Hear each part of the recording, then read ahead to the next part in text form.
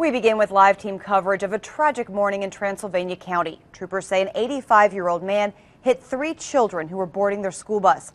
News 13's Lauren Brigman joins us live from Conforti, and Lauren, troopers say the man did not see those kids.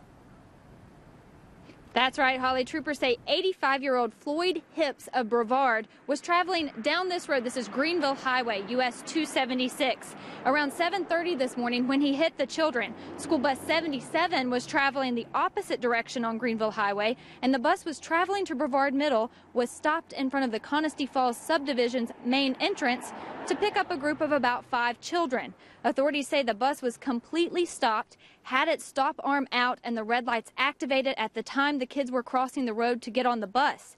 Hipps, driving a 2013 Ford Explorer, failed to stop and struck 3 of the children crossing the road, knocking 2 of them down. Troopers tell us Hipps says he didn't see them. The superintendent of Transylvania County Schools says the bus driver and the students on the bus witnessed the crash, and the driver is pretty shaken up. He says this is a lesson for drivers to always stop for school buses, and the fact that the children had to cross the road couldn't have been avoided. In this particular case, it was definitely a situation where students had to cross to get onto the bus, but at the same time, it was in a very visible, well-lighted area.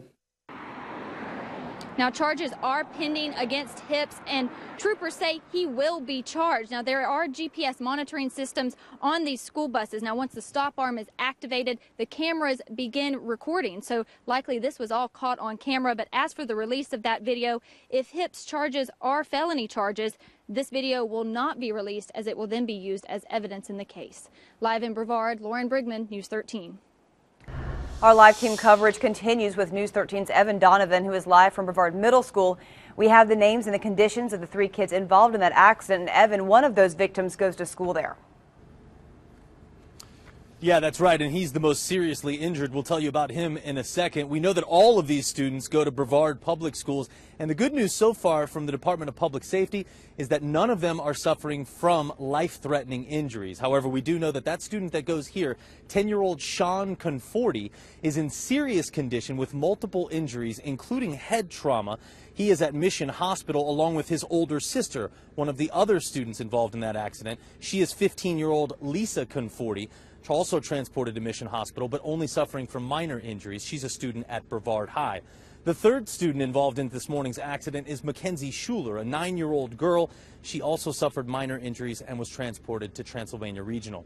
We spoke with the principal here, who says that there were some students at the bus stop who witnessed the accident, were obviously shaken up, and didn't even come into school. But for those who did, as well as those students who were already at school and know the victims of this accident, administrators brought in extra help to support those children.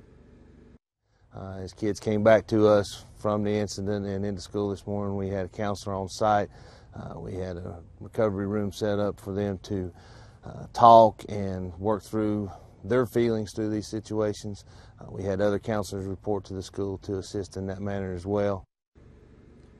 Now, today is the last day of school before Christmas, so the principal says there is a lot going on. We do know that 6th graders are dressed up as elves with one Santa Claus, and probably the best present of all is that, as of right now, it looks like all these kids are going to be okay. Reporting live from Brevard, I'm Evan Donovan for News 13.